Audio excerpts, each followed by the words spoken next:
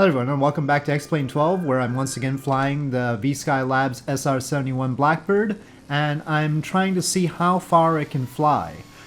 In particular, I'm flying from Honolulu to Tokyo, and so that's going westward, which is usually a little bit harder than going eastward. And this was part of an around-the-world flight that I planned for the Concorde and did fly with the Concorde, but I don't think that the SR-71 can handle this particular leg. But it's worth trying and just seeing if it can. So the distance is 3,348 nautical miles, and that is certainly longer than what Wikipedia thinks the SR-71 can handle, which is about 2,800 nautical miles, so about 500 nautical miles more. So I certainly need all the fuel, and I'm not going to have any extra weight. We want to make sure of that. Okay, so now we're started up with all of that, and I'm going to try and get everything else clear. I've got a little nav map helping me out this time, because otherwise, well, there's no way with the in-game map I'm gonna be able to figure out where I am going at all. Whoa, that is a big, ooh. Okay, people going to Honolulu International, that is a big drop right there. Well, there's Honolulu there. So I'll be doing a more efficient climb this time without the afterburners on. Of course the afterburners will be on for the takeoff. Okay. Nose wheel steering off. And, oh, maybe he's still on. Alright, go.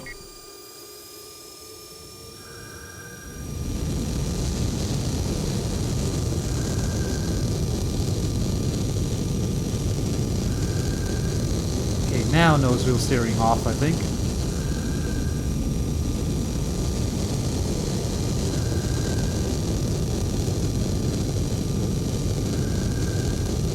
And up.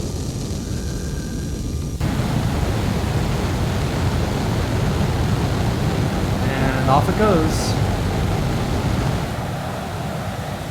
Up from Honolulu.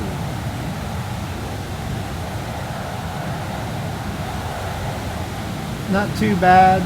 Well, those trees are a bit awkward and there's clouds baked onto the landscape. That's because of the photo scenery I've got. That's not default scenery.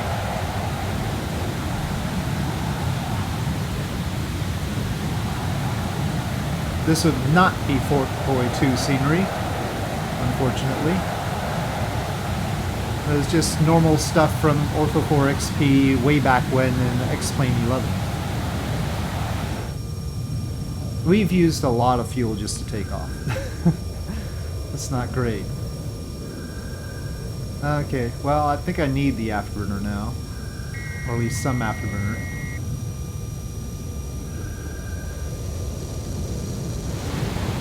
We're at 30,000 feet now.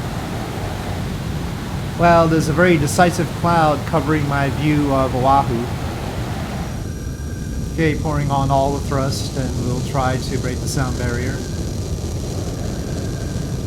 Nice and level as we are at Mach 0.97, 0.98, 0.99, and Mach 1.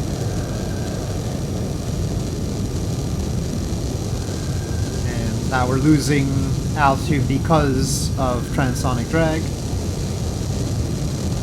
That's okay.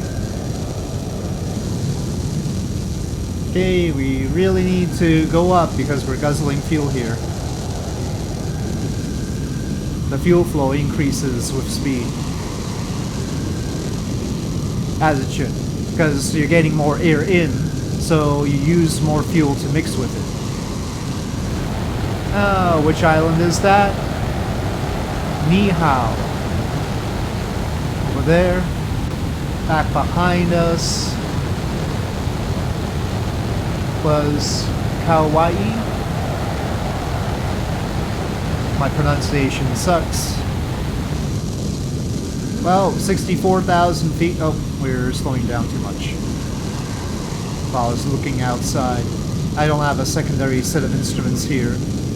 In Flight Sim, I've got the information displayed on my Stream Deck, but I don't have that for Explain.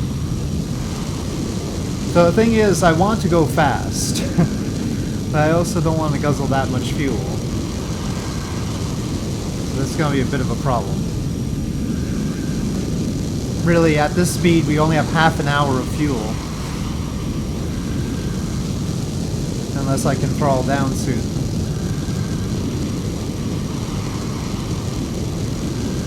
Okay, Mach 3. So I can throttle down soon. But can I throttle down enough? Well, that's the boundary between afterburner and non-afterburner right there. Well, I've taken it out of afterburner. I think if I keep it just under the afterburner, we can probably hold Mach 3. But I need 2 hours worth of fuel, and I don't have that. I've got a little bit over 1 hour worth of fuel right now. I'm still climbing though. Yep, without the afterburner, Mach 3.11 right now, and still climbing. A reminder that the speed limit on the SR-71 isn't like engine power related, it's because it structurally can't take more speed. We don't have too much of a headwind, but that's usually the problem going westward. We only have a 35 knot headwind right now, according to Little Nav Map. Ground speed is 1,741. Well, except for the plane, there's not going to be a whole lot of scenery that we're flying over here. But that's by design with the whole flight path that I planned for a Concorde. The idea was that we would not be flying over land while going supersonic. Or at least trying to avoid that as much as possible.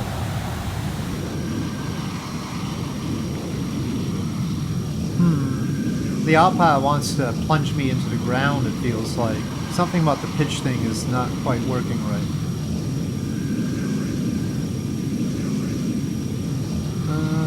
Hopefully the autopilot will be moderate this time. No, it's still going pretty extreme. Nope, I can't allow that. I'm gonna try and turn off all the other functions and see if that helps. But we're still guzzling way too much fuel to make it. Well, it's sort of leveling off at this trim at 78,000 feet, Mach 3.25.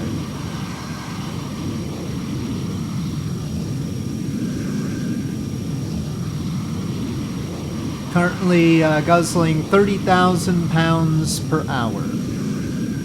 15,000 pounds per hour per engine. So that's less than 1.5 hours, about 1 hour and 24 minutes. And of course, fuel consumption is higher at lower altitudes, though it depends on our throttle setting down there. Ground speed right now, 1,753 knots. We've already covered some ground. Let me try and see how much.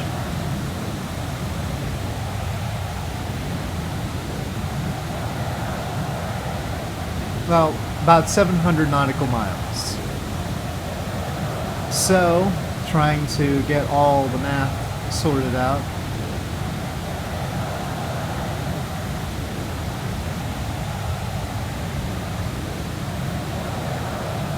Maybe 3,000 nautical miles? Now, Little Nav Map does not agree with my altimeter here. I see altitude 78,000 feet. Little Nav Map says 72,578. Maybe I should go up a little bit more. I'll have the autopilot do that. I mean, even with the barometer setting, I don't think the altimeter should be that far off. But yeah, I can't imagine the barometer having that kind of discrepancy, 5,000 feet. No. I'm just gonna let it automatically settle to whatever altitude.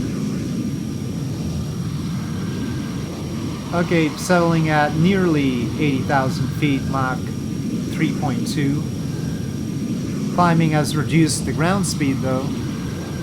Now only 1,714 knots. I don't know if climbing to get better efficiency really balances out the loss in speed. It's tough to say. The fuel flow needle is not that precise, and this time I'm not using data in the left corner. I want it to be a clean situation where the only information I have is the cockpit information.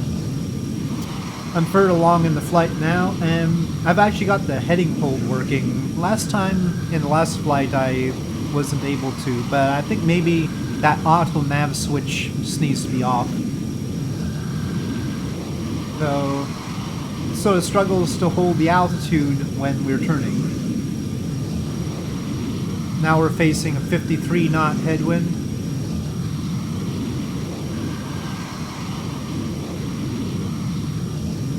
About an hour's worth of fuel left. Only 1,612 knots ground speed. Not super. Alright, fresh status report. We have drifted up to 82,000 feet according to the dial there. Though, again, in Little Nav Map, it sort of disagrees. It says that we're at 78,000. Ground speed 1,649 with an 80 knot headwind directly in our face. Mach 3.06. The good news is that as we've gotten lighter, we have drifted up, and having drifted up, the fuel flow has decreased. We still, at this point, have less than 1 hour remaining. But maybe as we go along, we'll make it. We'll make it to Tokyo. Trying to see how far away we are right now.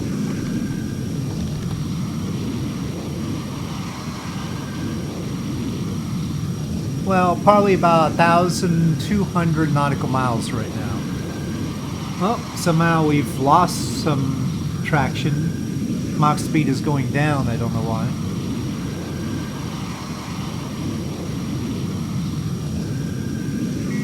Well, I can't throttle any higher without getting into afterburner territory.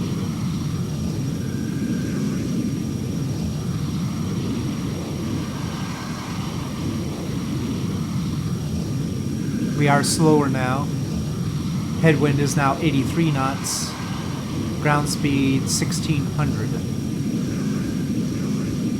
I guess I'll take a lower speed if it means that we get better efficiency, so I'll let it drift up still. Well, now we're going down and we're going slow. That's not great.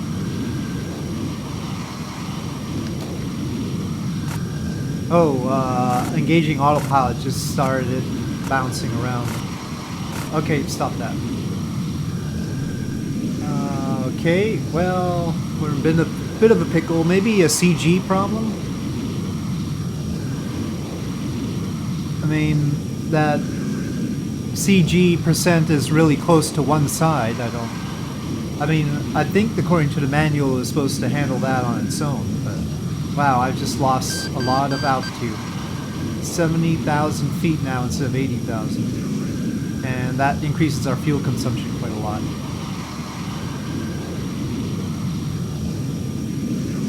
Suddenly things have gone bad.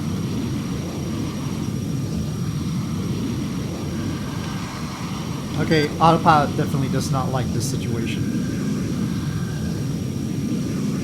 Well, just flying manually now. It doesn't seem like autopilot likes the situation anymore. Got a caution. Oh yeah, well, quantity low, yes. Well, 80,000 feet again. Mach 2.9-ish. So, about 800 nautical miles away from Tokyo, about half an hour. And at this altitude, we're consuming maybe 22,000 pounds per hour. So we basically got a little bit more than half an hour. Trying to keep it higher up here in the hope that we keep the fuel consumption down. I think given what I know now about how the fuel consumption is, we'll try for 85,000 feet earlier, even though it's right on the brink of what is acceptable here without the afterburner on. And we try that a little bit earlier. Headwind is 96 knots up here. Ground speed 1500 knots right now. I really wish I had autopilot's help, but I'm afraid to turn it on now. I'll try it once again. I'm using Shift A to turn it on. You can see the light in the bottom right corner there. Oh, I think it's got it. I think it's okay. This time it's not wobbling all over the place. Well, I've poured on a little bit more juice. It doesn't seem to have lit the afterburner as such because it didn't tick the temp counter down. Temp counter. But it seems like the afterburner is on. So I don't know what to think. Whether it's actually, I mean, we're in a gray zone as far as the afterburner is concerned, let's put it that way. But that's gotten me back up to Mach 3 without really increasing the fuel flow that much. Partly because we're lighter.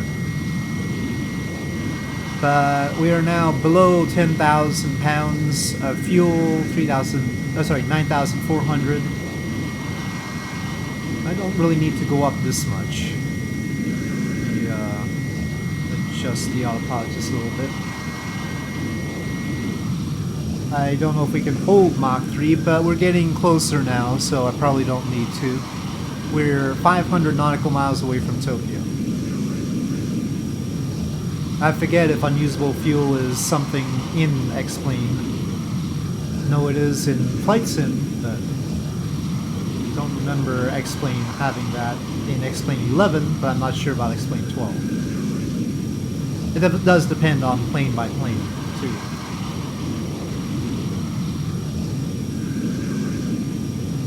Back below Mach 3, unfortunately. Yeah, it needs that little bit of extra afterburner in order to maintain Mach 3 around here. Sort of depends. Let me see if I push it up. See, it hasn't counted down from 13 yet.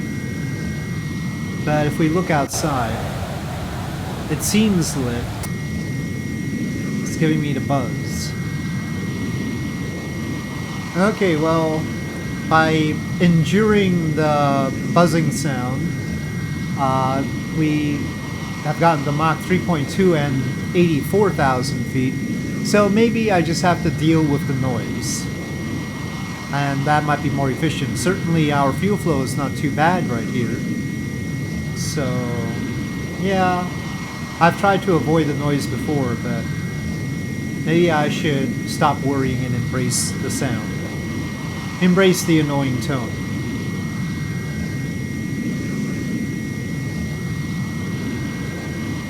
Sure seems productive. But anyway, I have to descend soon. We're 300 nautical miles away from Tokyo now.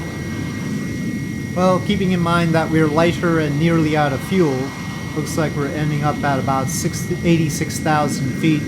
Oh, maybe a little bit more than that. And Mach 3.3 here. I haven't got the throttle all the way up. It's just, because you can tell by the sound, I'm just at the point where it's igniting the afterburner. 86,000. Well, that's the highest I've brought it so far. Let's take a look outside. It is 86,000 feet. Just a blanket of clouds, though.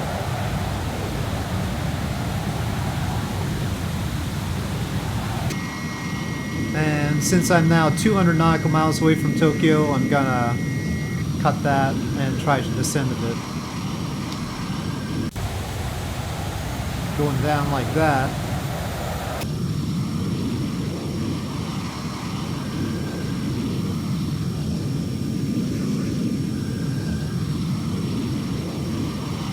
We are now about 100 nautical miles away from Tokyo. Can't tell, I think those are just clouds. I can't see land per se. Should be able to see some land by now, but it might not even have loaded it in.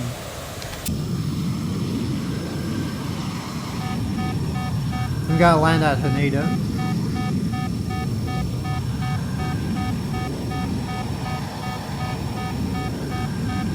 Runway 34 right, hopefully. Narita has longer runways though. Well, one longer runway. But Haneda's more scenic, in theory. I don't know how the Tokyo scenery is in here, actually. I might wish I had gone for Narita, it's closer. Haneda is further along. But the original plan called for Haneda.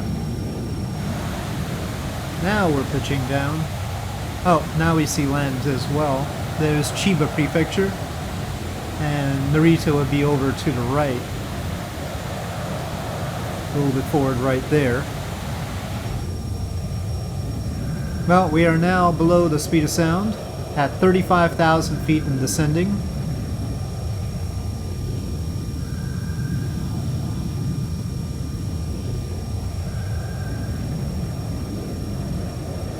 £3,300 of fuel remaining.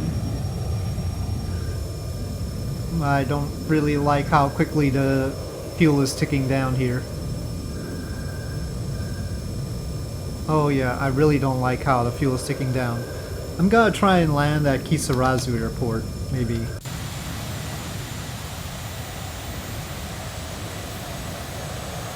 It's much shorter runway, it's right there though. I don't know, can I see Haneda?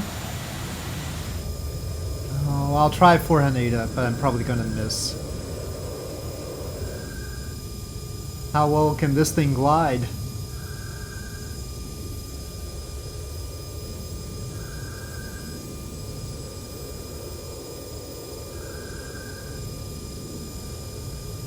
So close. I mean, I can see the airport. I'm really high right now. Intentionally.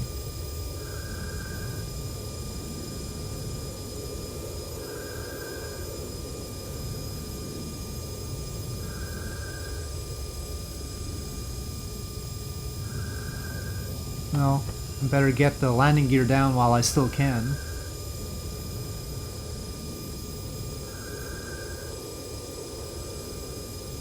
Shoot, yeah. So close.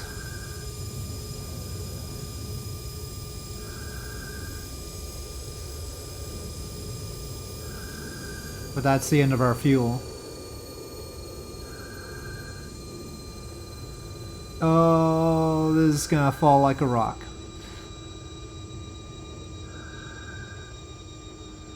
I should have just gone for Kisarazu Airport.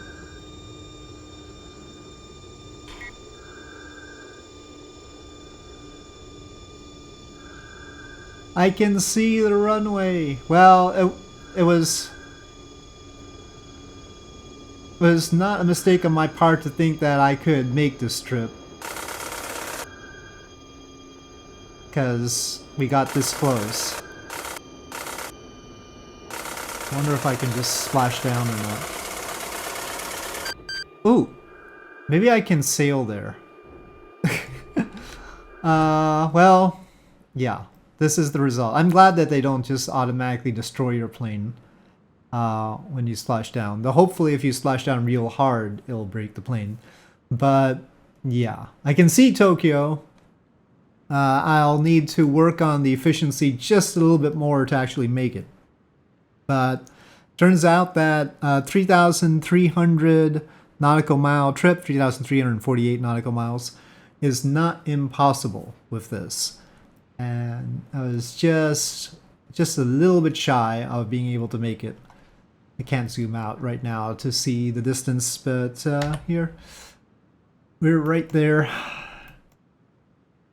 There we are. I don't know why on the map the SR-71 has canards on it, but it does.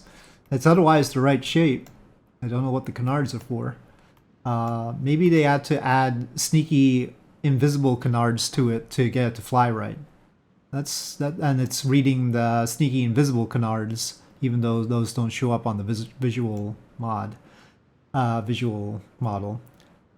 Well, that's a theory. Anyway, well, that's my result. I'll have to do a little bit better if I want to make this trip around the world as plotted.